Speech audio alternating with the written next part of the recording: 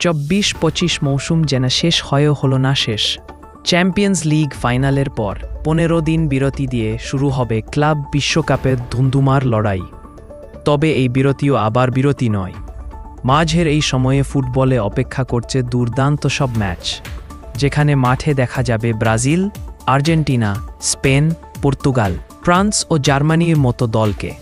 একই সময়ে অবশ্য বাংলাদেশ ফুটবল দলও খেলবে সিঙ্গাপুরের বিপক্ষে, যে ম্যাচ ঘিরে তৈরি হয়েছে দারুণ উন্মাদনা। উল্লেখযোগ্য এসব ম্যাচ কখন কোথায় হবে চলুন জেনে নেই এক নজরে।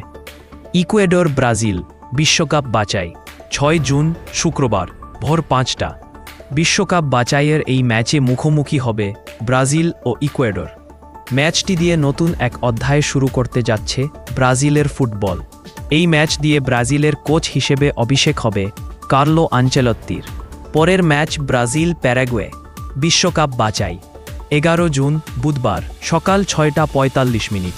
এবার জানা যাক আর্জেন্টিনার ম্যাচের দিন তারিখ। আর্জেন্টিনাও সমান দুটি বিশ্বকাপ বাছাইয়ের ম্যাচ খেলবে।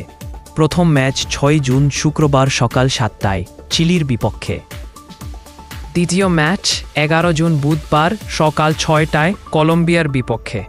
আবার 4 জুন বুধবার রাত 1টায় নেশনস লিগ এর প্রথম সেমিফাইনালে মুখোমুখি হবে জার্মানি পর্তুগাল। আর 5 জুন তৃতীয় সেমিফাইনালে মুখোমুখি হবে স্পেন ফ্রান্স। নেশনস লিগ এর ফাইনাল হবে 8 জুন রোববার রাত 1টায়।